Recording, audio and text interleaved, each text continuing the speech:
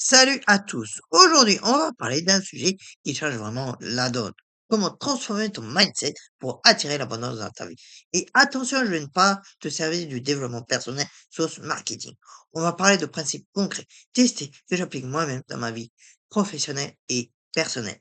Si tu veux arrêter de bloquer ton propre succès et comprendre pourquoi certaines personnes semblent attirer les opportunités comme un aimant, reste jusqu'au bout de cette vidéo.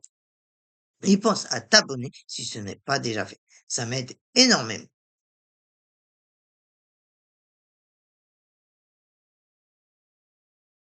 Moi, te poser une question. Est-ce que tu as déjà remarqué que les mêmes types de challenge reviennent constamment dans ta vie? Toujours les mêmes galères financières, les mêmes relations toxiques, les mêmes blocages professionnels. Ce n'est pas de la malchance. C'est ton mindset qui crée ces patterns en boucle. La bonne nouvelle, tu peux reprogrammer tout ça. Alors, première chose à comprendre, la plupart des gens vivent avec un mindset de manque. Qu'est-ce que ça veut dire concrètement? Les signes du mindset de manque sont déjà le mindset, la mentalité, il n'y a pas assez pour tout le monde. Tu vois le succès des autres comme une menace. Tu penses que si quelqu'un gagne, toi tu perds. Tu gardes tout pour toi par peur de manquer. Deux, ben, c'est la focalisation sur ce qui manque, tel que je n'ai pas assez d'argent, je n'ai pas le temps, je n'ai pas les compétences. Ton cerveau est programmé pour chercher des preuves de sur quoi tu te concentres. Si tu cherches le manque, tu vas toujours le trouver. En trois, il y a la peur qui est le moteur de décision. Tu refuses des opportunités par peur de l'échec. Tu ne négocies pas ton salaire par peur de perdre ton job. Tu ne lances pas ton projet par peur du jugement aussi. D'où ça vient tout ça? Eh bien, ce mindset vient souvent de ton éducation, telle que l'argent ne fait pas le bonheur, il faut travailler dur pour mériter, ou même des expériences passées de manque que tu as toi-même eu. Ou tout simplement l'environnement toxique des réseaux sociaux et des médias qui vendent du catastrophisme à gogo. Et voilà le piège. Ce mindset crée un cercle vicieux. Tu attires exactement ce que tu crains. Maintenant, parlons du mindset d'abondance. L'abondance, ce n'est pas être milliardaire, ni nier les challenges réels, ni de la pensée magique façon The Secret.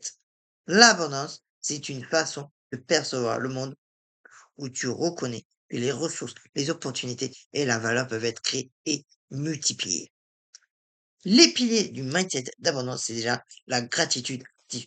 Pas juste dire merci machinalement, mais vraiment reconnaître ce qui est déjà là. Un petit exercice pratique d'ailleurs. Chaque matin, note trois choses pour lesquelles tu es reconnaissant. Pas des trucs génériques, des détails précis. Par exemple, je suis reconnaissant d'avoir eu cette conversation profonde avec Tatata hier. Je suis reconnaissant pour l'eau chaude de ma douche ce matin. Ce recablage, il recable du coup ton cerveau pour voir l'abondance déjà présente. En deux, il y a le mindset de création. Au lieu de comment obtenir plus de monde, comment puis-je créer plus de valeur? Quand tu passes en mode création, tu deviens une source, pas un puits. Les opportunités viennent à toi naturellement. Tu attires des collaborateurs de qualité. En trois, il y a aussi la circulation de l'énergie. L'abondance, c'est comme l'eau. Ça doit circuler. Si tu retiens tout, ton argent, tes connaissances, ton temps, tu crées une barre, un barrage, pardon. J'allais dire une barque. Ok? Ailleurs. L'énergie stagne, du coup. En exemple concret, ben, tu peux partager tes connaissances gratuitement, comme moi je fais, aider quelqu'un sans attendre de retour, c'est ce que je fais aussi souvent, donner un pourboire généreux, ou investir dans ta formation. Ça, moi, j'investis dans ma formation, ça c'est sûr. Mais il y a plein d'autres exemples. Plus tu donnes intelligemment, plus tu reçois. Ce n'est pas de l'ésotérisme, c'est du networking et de la réciprocité sociale. Ok, maintenant, on rentre dans le concret. Comment on reprogramme ce mindset? La première technique, le recadrage linguistique. Ton langage crée ta réalité. Remplace, je ne peux pas me permettre en comment puis-je me permettre ça? C'est, tu peux remplacer. C'est trop cher par qu'est-ce que ça m'apporterait en valeur? Tu peux remplacer. Je n'ai pas le temps par ce n'est pas une priorité pour moi. Maintenant, tu peux remplacer. C'est impossible par je n'ai pas encore trouvé la solution. Ça peut sembler superficiel, mais ça change radicalement ton mindset. La deuxième technique, la visualisation avec émotion. Pas juste imaginer ton objectif, mais ressentir l'émotion de l'avoir déjà atteint.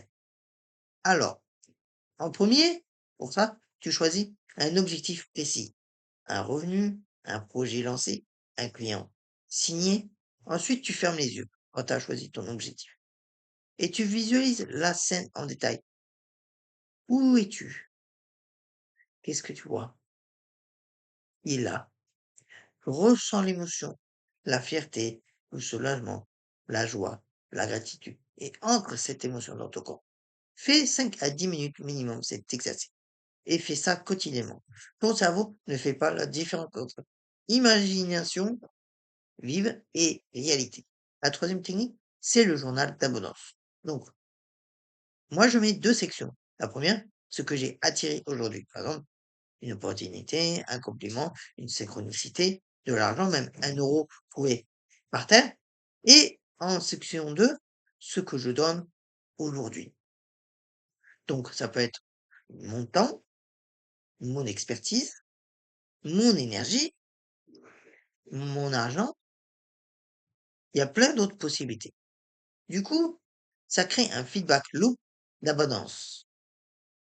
En quatrième technique, l'environnement énergétique. Tu es la moyenne des 5 personnes que tu fréquentes le plus. Donc, fais un audit brutal. Qui est dans ton entourage et qui tire ton énergie vers le bas?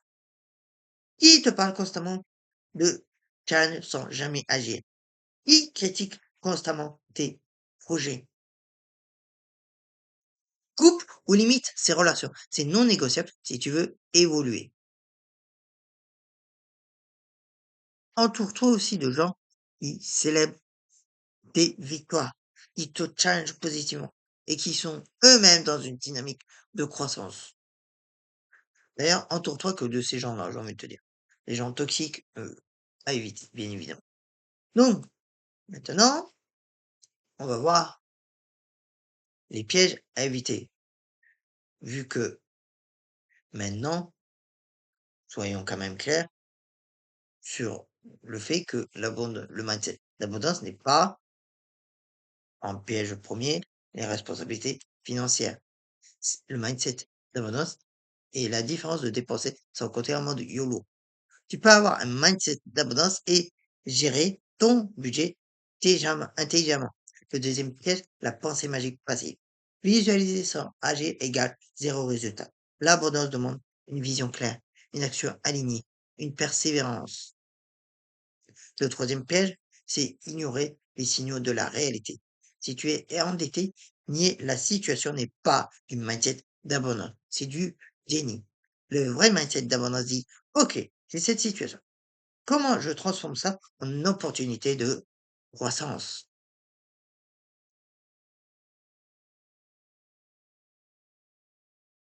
Tu veux commencer maintenant? Voici ton plan. Cette semaine, lors du premier et deuxième jour, fais l'audit de ton mindset.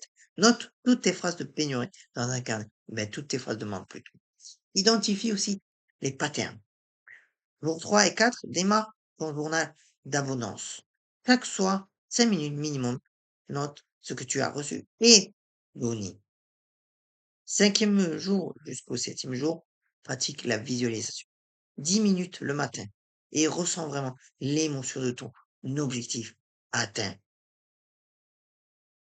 Et une petite action bonus, donne quelque chose cette semaine. Ton temps à quelqu'un Tu as besoin d'aide, par exemple, un pourboire généreux, un partage de connaissances gratuit, ça peut être plein de choses.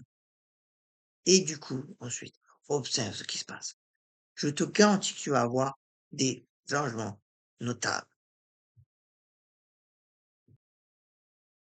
Voilà, maintenant tu as toutes les clés pour transformer ton mindset. Rappelle-toi, l'abondance n'est pas une destination. C'est un muscle que tu entraînes quotidiennement.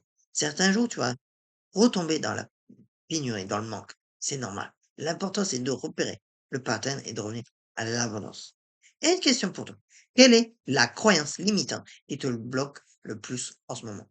Écris-la en commentaire parce que parfois, juste à la nommer suffit à commencer à la désactiver. Si cette vidéo t'a apporté de la valeur, like et partage et abonne-toi. Et rejoins-moi, bien entendu, sur la communauté pour plus de contenu sur le mindset et la transformation personnelle. Je te dis à très vite et souviens-toi, l'abondance est ton état naturel. Tu as juste oublié comment y accéder. Ciao!